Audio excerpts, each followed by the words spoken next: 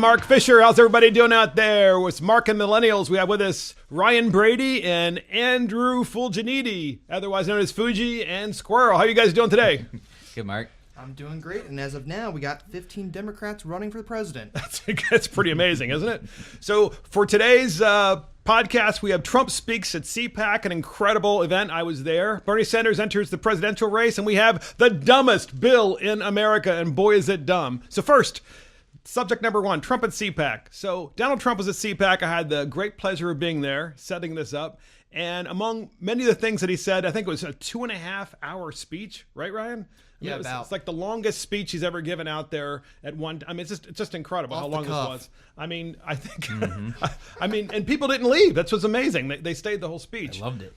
But one of the persons he brought up was this gentleman named Hayden Williams. And Hayden Williams was at UC Berkeley. He runs a conservative group at the university, and he decided to go outside and try to recruit people for his organization. And this one gentleman approached him, punched him in the face. And of course, this was all over YouTube and all over the national news. And eventually, of course, he made it to CPAC, and President Trump called him up on stage. And so this idea of people not being willing to listen to any kind of ideas or thoughts other than their own, what do you guys think about that? It's crazy, honestly. I have a lot of liberal left-wing friends, family members that are progressive. I listen to their opinions. I take it all in. I can find some good in it. I can find some bad in it. I can find a lot of disagreement, how to achieve those goals.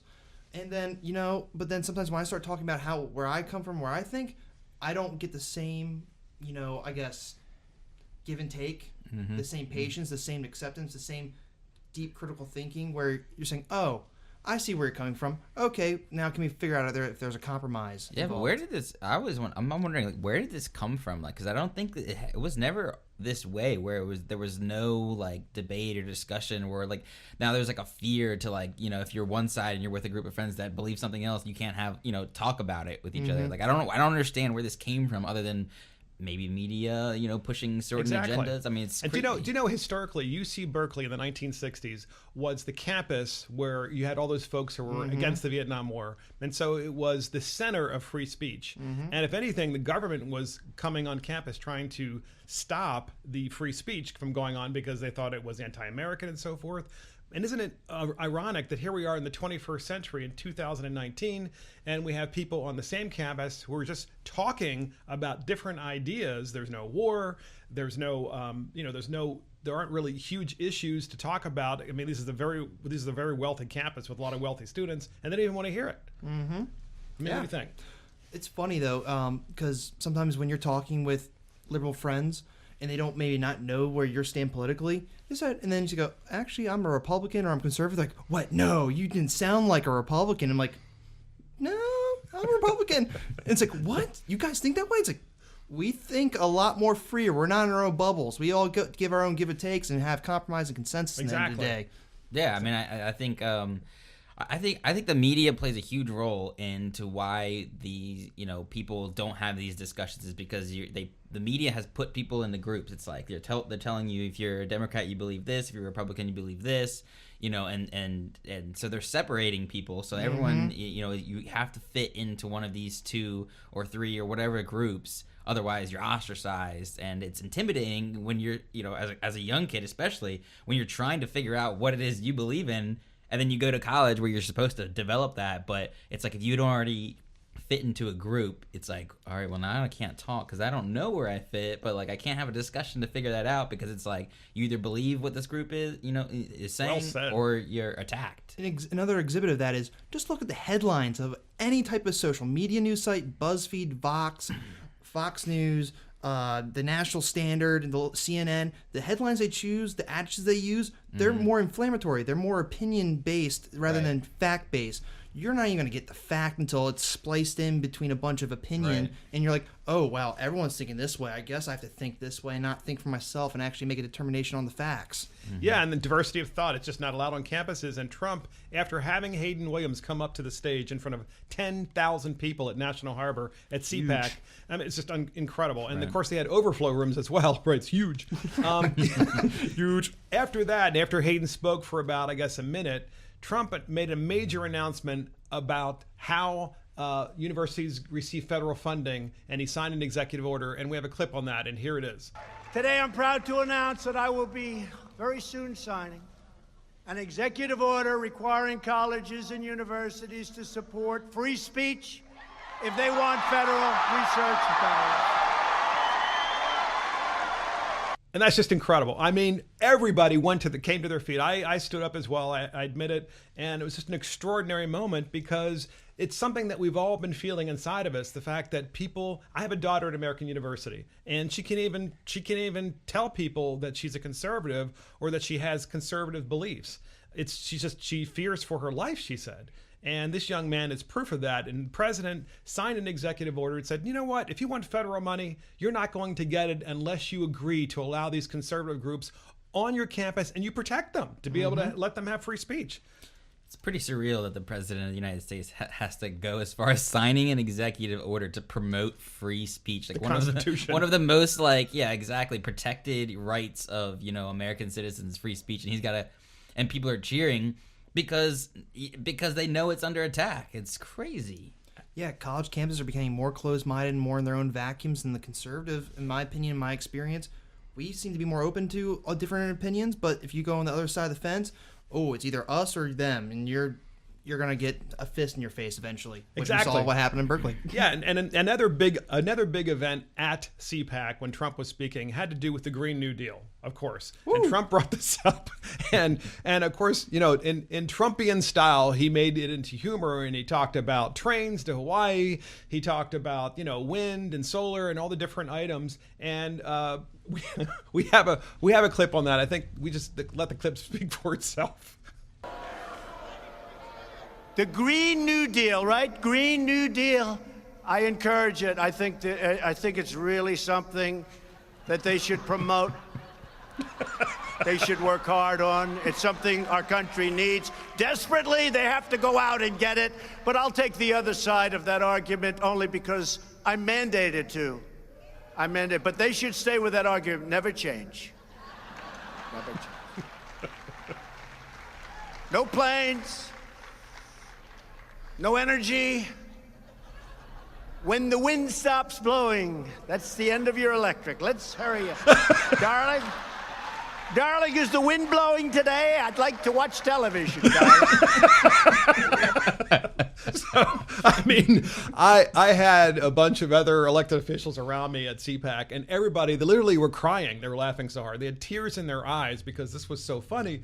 Because I think, once again, he's saying what people are thinking, which is if you have these renewable entities out here, such as wind and solar, and one only works when it's windy, one only works when it's sunny, and you want to watch TV, and the Green New Deal basically says you can only use these types of energy sources, then you're going to be a third world country. I mean, what do you guys think? I love how he can take a subject matter so complex and so aspirational and massive as this Green New Deal. It does so many things and dumb it down, for lack of a better term, so people can understand it, and saying, this is what it would look like. You'd have to hope the wind's blowing for you to be able to watch TV. People understand that, and they're like, "Wow, that's what it does." Because it really, that's what their aspiration, they're aspiring towards. They really are. Squirrel, what do you think? Well, what I gotta say is, if President Trump doesn't win his re-election, or if he doesn't run, he has a great comedy tour lining up for himself. He'll sell out all his tour spots real fast with that kind of following. Green New Deal, very aspirational, a great goal to have per se, but right now the technology is not there yet, except as our conversation before this, nuclear. Also, just it's not cost effective yet to implement all this stuff and redo all the buildings to be totally green. What are you gonna do with the historical buildings? There's a lot of unanswered questions. But of course, we also saw them backpedal when everyone was like, "Whoa, no trains only, no planes." Okay, how are we gonna do intercontinental travel now? And I agree with Fuji that he's able to just gut their ideas by making fun of them because they are incredibly stupid when you think about the implementation side of it. And we already have other areas that you can use, like such as nuclear. We've talked about this on a previous podcast. Mm-hmm. And nuclear, of course, produces no CO2, for example. But these guys, these are their pet industries because their friends own these industries. They also are, big players in these industries. Waiting for that payday. I like how he realizes too, like how the Green New Deal and these people are pushing the Democratic Party, that is so far left that he's like, I pray that they continue pushing for this, because he knows how bad it could be for the Democratic Party. I mean, he's like, please fight for this Green New Deal, because it's going to be great for him. And please vote for it. Right. So up next, Bernie Sanders enters the presidential race, and AOC, AOC is what, by the way, Donald Trump called it. CPAC called her AOC, which I thought was pretty cool. Saving a syllable. AOC is living in luxury in Washington, D.C. So first, Bernie Sanders. He announced, of course, he's running for president again, and immediately his crowds are huge. And you guys are millennials. This is really important. I want to hear from you exclusively about your thoughts on this candidate and why so many young people think this elderly gentleman is so wonderful. Billionaires. All right, I'll start on this one.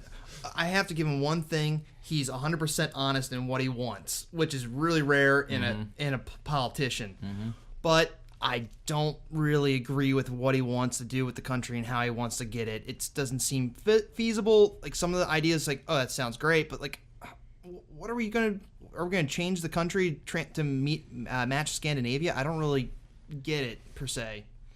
I'm interested to see how he.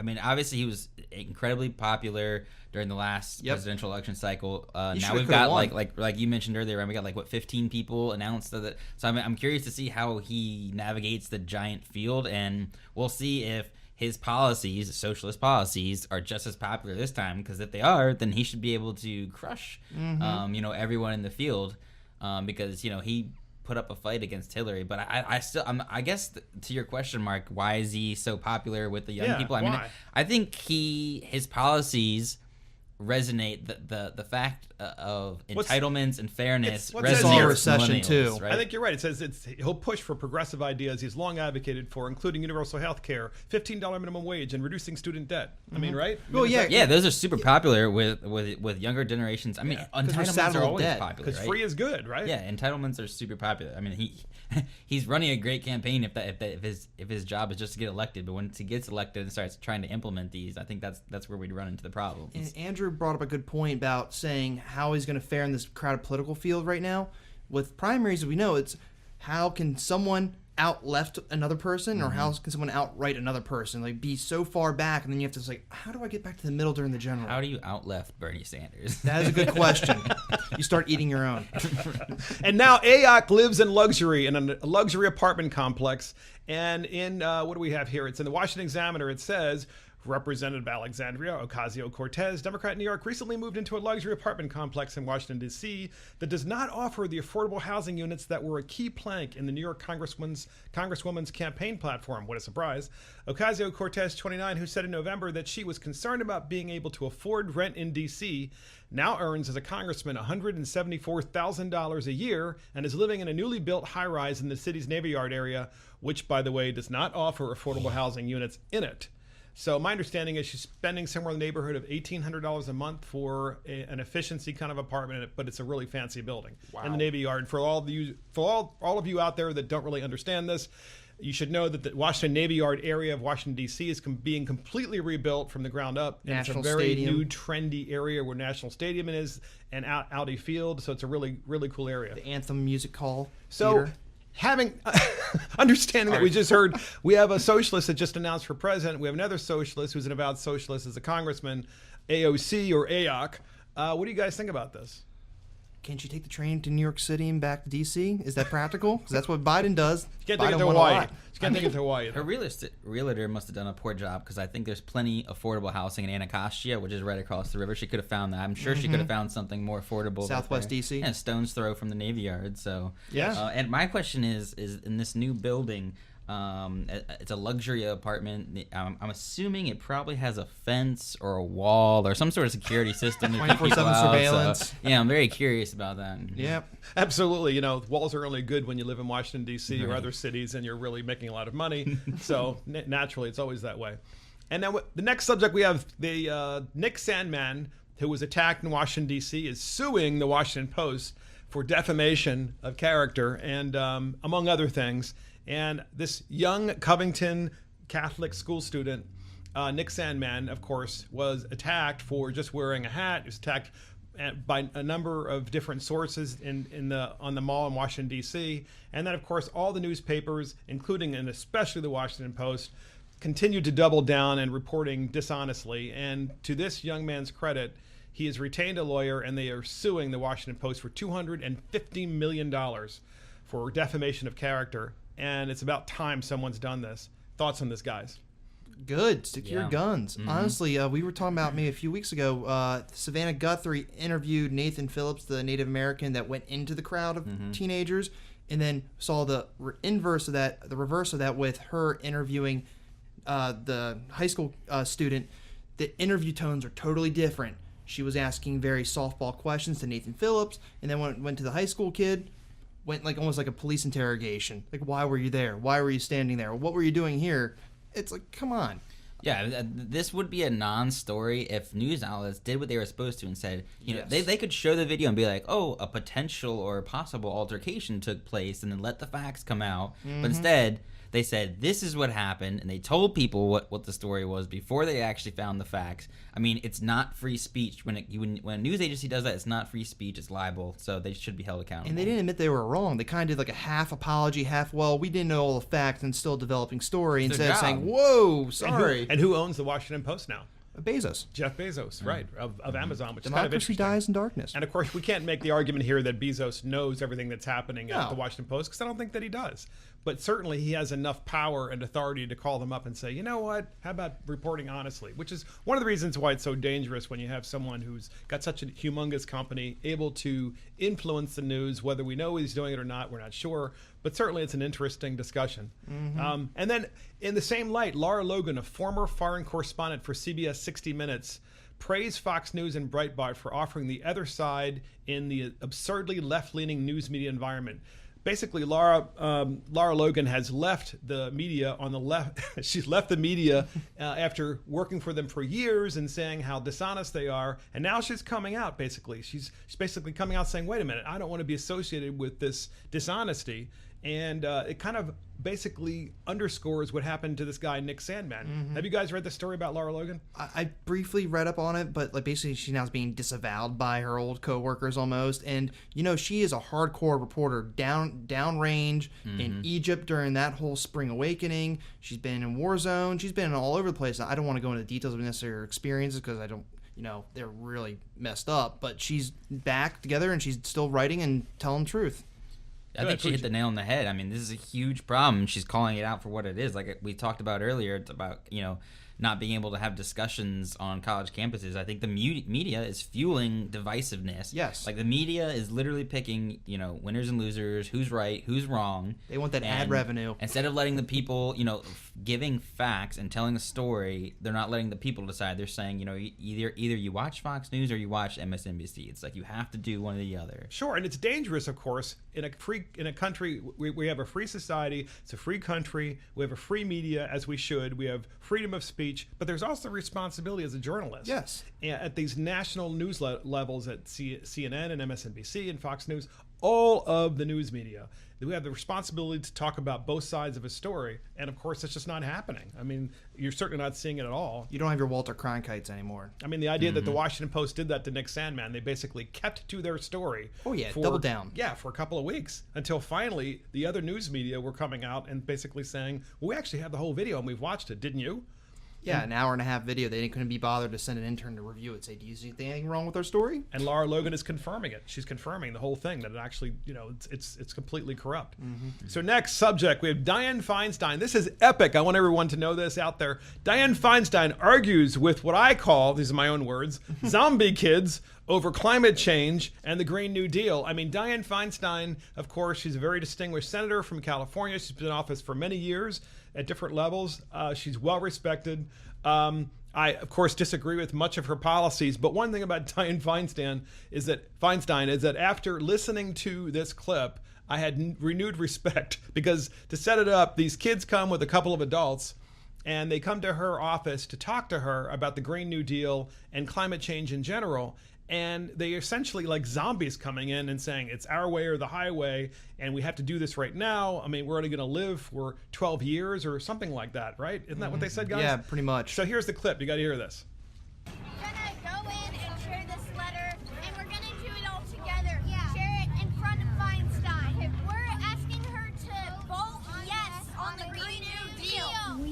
trying to ask you to vote yes on the Green New Deal.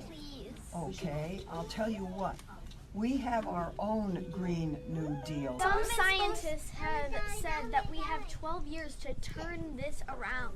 Well, it's not going to get turned around in 10 years. What we can do, Senator, if is this put doesn't get turned ourselves- around in 10 years, you're looking at the faces of the people who are going to be living with these consequences. The government is supposed to be for the people and by the people and all You know for the what's people. interesting about this group is I've been doing this for 30 years. I know what I'm doing. You come in here and you say it has to be my way or the highway. I don't respond to that. I've gotten elected. I just ran. I was elected by almost 1 million vote plurality. And I know what I'm doing. So, you know, maybe people should listen a little bit. I hear what you're saying, but we're the people who voted you. You're supposed to listen to us. That's your How old are you? job. How old I'm are you? 16. I Well, can't you didn't vote for me. It doesn't matter. We're the ones who's going to be Means impacted. something. It doesn't matter. We're going to be the ones who are impacted. I understand that. I have 7 grandchildren. I understand it very well. Senator, the cost of And- not taking this action is far higher than the cost of what the Green New Deal will be. And there Here's is what- enormous popularity for this bill around Okay. the whole country. Here's And we're what asking you to we be are brave and proposing. do this for us and for your grandchildren. Get enough for everyone. I'm trying to do the best I can, which was to write a responsible resolution. Any plan that doesn't has- take bold, Okay. transformative action is not going to be what we need. Well, you know better than I do. Why don't So you I think one day you should run for the Senate. Great, I And will. then you do it your way. But by that But time, in the meantime, by that time, there's I going to be just, a big problem. I just have a won a letter big for you. election. So that is epic. That entire exchange is epic because you shows you so many things coming out of this. You have the children who are being completely disrespectful. You have adults who I presume are the actual teachers that show you how scary and how poor our education system is and how to actually have a conversation and how to actually convince people of your point of view and about this idea of climate change, the idea that we're going to die in 12 years. It's absolutely and utterly absurd. And then you have, of course, Dianne Feinstein, who's basically staying there being civil, but also trying to give them a lesson about civics and about having the responsibility of having a dialogue and so forth. I mean, what do you guys think? This is just epic. It's disgusting. I mean, it angers me. I mean, I agree completely with the way Senator Feinstein handled herself because they were being super, super disrespectful. They didn't give her a chance to respond to anything. They jumped on her because they didn't even want to hear what she had to say. They just assumed what she was going to say. And, you know, this wasn't a conversation about the Green New Deal. This was an attack. They wanted to hold her hostage. And it, like Senator Feinstein said, it was their way or the highway. And they could care less to have a debate or a conversation about the policies. Absolutely. Squirrel. I may be sensitive, but I don't like using children for props as Glad to know you're sensitive. Oh, thank you. No, but just in the political content, using kids as political tools to get a message Well said. across. Well said. Like they can't vote. They're only hearing what their parents are saying, what their school teachers are saying, Right. what their authority figures are saying that are immediately in their lives. And then they go with attitude, with maybe not all the information being afforded to them, and go into a senior senator and having no respect for her office or her time. And as Andrew said, she handled it perfectly. So let me ask you guys something. What is being taught in public schools? Because these children look like they were in elementary school. What is being taught in public school to make children say to a United States senator from the state of California that if you don't act right now, we're going to die in 12 years? All of us. Not traditional American values that like the democracy in America by de Tocqueville. They're not being taught. They're being told. Yep. You know what I mean? There's a difference. There's you could teach them, here's what climate change is. Here's where people say it's happening. What do you guys think about that? No.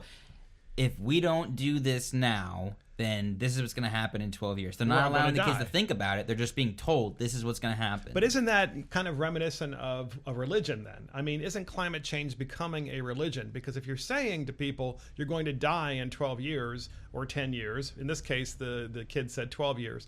Dianne Feinstein said 10 because I think she thought that they said 10. I think she did not hear what they actually said. Doesn't really matter because at the end of the day, it sounds like they're proposing a religious kind of edict onto the senator saying, we have to do this because, you know, our religion teaches us that in 12 years we're going to die if you don't do something. I mean, that's nuts, right? So what are we teaching in schools? I mean, Fuji, come on. Like I said, I don't think they're not being taught.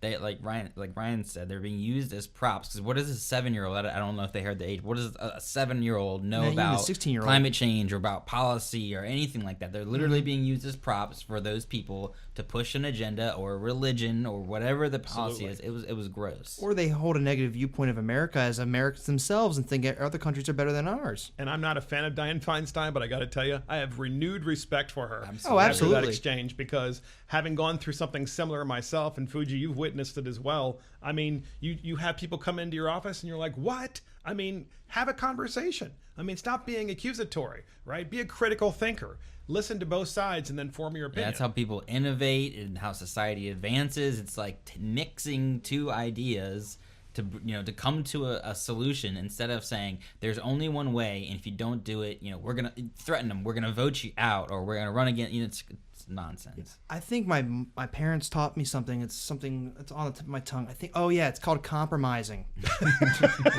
Like, come on. That's how we should solve most of our problems, but it's all like one party has to have the win or take all. It's not. The parents of those children should file a petition against the school and the superintendent of the school and have this teacher removed, because that's exactly what you're not supposed to do in order to have a civil dialogue. And what they are doing is teaching the next generation what exactly we shouldn't be doing in order to be a country and to remain a country that doesn't go into some sort of civil war because people aren't willing to compromise. And to be fair, real fast though, who knows what the parents could think the same thing. That could have been the parents. They're getting a double whammy. Teacher, right. School system, and the parents. Yeah, that could have been the parents. I mean, I don't know if that was necessarily teachers. It could have been a parents literally taking their kids out of school to go ahead and lobby. That's true. Yeah, it could be anything. So now we have that moment in the podcast where we have the dumbest bill in America. Think about that. Dumb. And believe me, this is dumb. And so in the state of Maryland, we have a bill where we're extending the nanny state to parents by requiring them to pay the expenses of their children until they reach the age of 21. You heard that correctly. So a delegate, Terry Hill, put in a bill, and the bill, I'm just going to read briefly from this. It says, a child who has attained the age of 18 years and who is continuously enrolled in school, including a secondary school and post-secondary school or vocational training program, has the right to receive support and maintenance from both the child's parents until the first to occur of the following events. The child dies. Well, that's kind of understandable. The child marries. The child is emancipated, which means I guess the child decides to get divorced from their parents. The child is no longer continuously enrolled in school. That makes sense. The child becomes 21 years of age. And basically it allows the child to have a course of action to take their parents to court and force them to pay their way while they're in college. Right. So yeah. The way I understand it is if you're 18, at least 18, because I think you can already, if you're younger than 18, you can already do this. This extends it to when you're 21. If you're going to school, your parents have to provide child support, essentially. Not necessarily pay for tuition, but just support you financially if you're going to school. And otherwise, you can sue them for child support under this bill. That's exactly what the bill is. So are we effectively changing the legal age of what's considered an adult to 21 now? Because that's what it sounds like. Because she's saying as soon as you're 18, you're still considered a child, it sounds. Which, honestly... Well, instead of saying to the state, we want you, like Bernie Sanders, he's saying, we want the state, of course, and the federal government to pay for your college education. Yeah. Now we're saying, no, we're going to force parents to do it. Yeah. And we're going to force them to pay for your post-secondary education because that's their responsibility. Oh, by the way, you can sue them from the ages of 18 and older up until 21 to make sure that they're paying for it. No, it's probably actually that they want they still want the state to pay give them free education, but the parents have to pay for everything else. The kid's the one that decides. I mean that they want to go to the school, right? I mean, it's their choice. So why are the parents footing the bill for them to be able to afford to do so? I mean, they can get a job, can't they? They're 18. Absolutely. They get loans. It says here, if a court awards child support under this subsection for a child who has attained the age of 18 years, the court may require the award to be allocated to an entity that is not the child, but that disperses the awards to the benefit of the child. Look, people are going to blame millennials for this bill, but I think it's the baby boomers' fault, or at least people older than millennials, because this is baby boomers telling millennials that they're entitled to more of everything.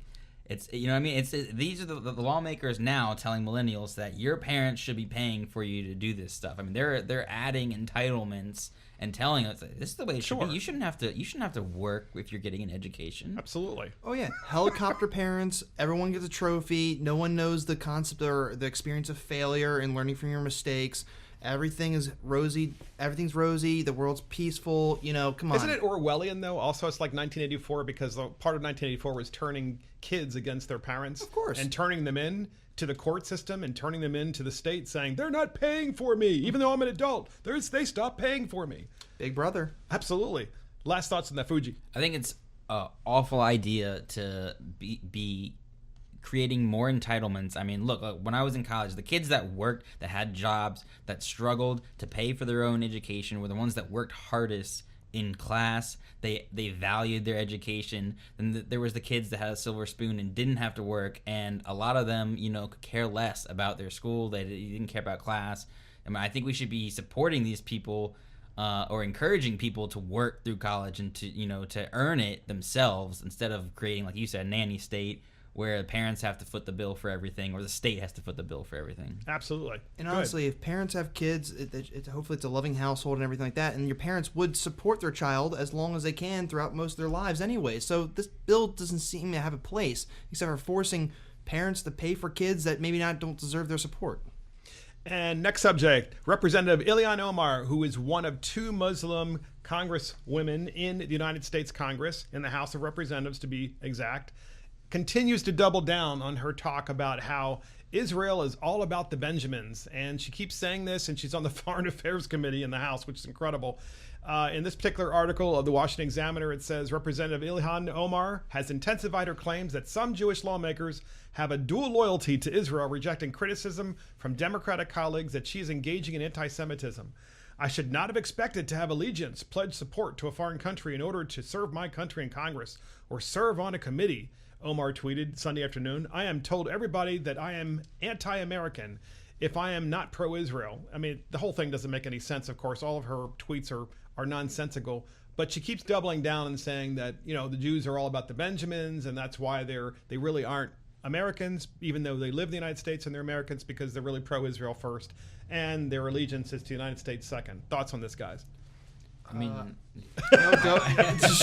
should she be removed? I don't have a problem when people want to debate like policy, but clearly this is not debating policy. She's going about this the wrong way. I mean, Israel is not an ally of the United States because of their faith background. Israel is an ally because it's the only democracy in the Middle East, and it should be protected as such. I think she's completely off base with this argument. Yeah, squirrel. Like, freedom of speech, do you, but honestly also playing off Jewish stereotypes, saying they're all about the money, they're all about the Benjamins. Like, you're not going to win anybody points over. You're also going to offend a key group of fellow Democrats in Congress. You're not going to win anybody favors. I think there's a bigger issue here too, which is we have 2 individuals for the first time in American history who are Muslims who were in the United States House of Representatives, and they got elected. So the people chose them and sent them there. But they also have a responsibility to understand that they need to try to assimilate into our culture and understand that we are a country that upholds Judeo-Christian values. And the fact that there are congressmen, you know, the majority of congressmen and obviously the vast majority of United States senators support the idea of Judeo-Christian values. Get that out, Mark. Obviously, you know, these 2 individuals don't respect our way of life, and they're trying to change it. You know, do the whole fundamental change of the United States thing. There's this idea in my mind. I keep thinking, and I look at these individuals. Yes, you have every right to be there. Yes, you should be able to say what you want to say. But at the end of the day, there should be consequences when they're saying these. When Ilhan Omar, in particular, is saying these things, and she's on the Foreign Affairs Committee, they should strip her from that committee. I mean, that's what I think. Well, with that is like she's in a position of power. The Foreign Relations Committee. That's putting you in the geopolitical realm, and you, a representative, no matter where you are in seniority, you have a lot of power, a lot of weight, a lot of political capital that plays well on the international stage. And when someone on the Foreign Affairs Committee says something like that about Israel, and where Israel might react like, whoa, what's going on here? It affects our mission. This is what's in her heart because she keeps doing it. It's not like this was a one-off. I mean, this is the third or fourth time. And there's tweets. And the tweets, and she keeps, doubling down. Fuji, final thoughts on that particular subject? Yeah, I mean, like I said, I think she's off base on this argument. I think there's a way to debate policy, and I don't think this is it. Great. And last but not least, we have Tech Talk. And on Tech Talk, we have a product that's on Indiegogo, which is a crowdfunding website. And this is a smart robot for your pet. It's called Verum, Varram. And Verum is a basically kind of an automatic, robot thing that goes all over the place and dispenses treats to your dog and keeps your dog busy and active while you're not at home. And this is all part of, I think, the automation, the trend towards automation, but also the trend towards people spending ridiculous amounts of money on their pet. And for those who don't know, Indiegogo is a website that basically allows people to raise money for their ideas. It's crowdfunding, which is a great idea. What do you guys think about this? It's cool. Innovation. I think it's pretty neat. Yeah, I mean, it's First of all, do you have a dog? Yes. You do? Okay. So would your dog like this? Probably not. She's old. She doesn't move around a lot. She would probably get really annoyed with it, to be honest. We need a Verum for Depends or for, I don't know. One that stays in one spot.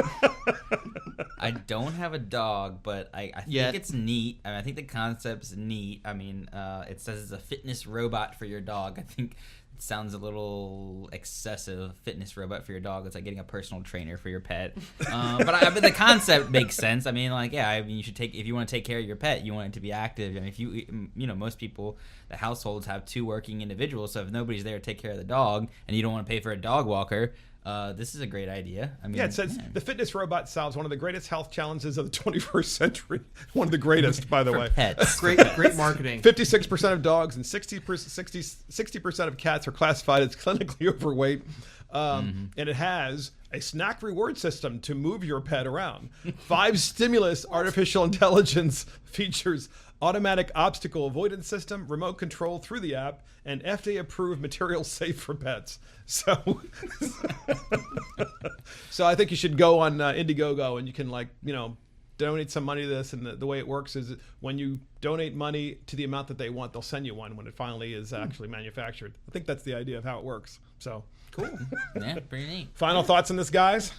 Innovation. That's I was gonna say, you can't. Yeah, it's pretty amazing. Award innovation can't speak. I mean, now. Fuji said offline that what are dog walkers going to do? I mean, eventually, right? I mean, we always talk about tech replacing jobs. Here you go. Disruption. Here's another. Yeah, this is a disruptive technology. I mean, it's cool, but definitely think about dog walkers. Like, this is why would I pay for a dog walker when my dog's gonna be running around the house all day? It doesn't. And the next step is you need an automated system in your house to make sure that the dog goes to bathroom on the robot, right?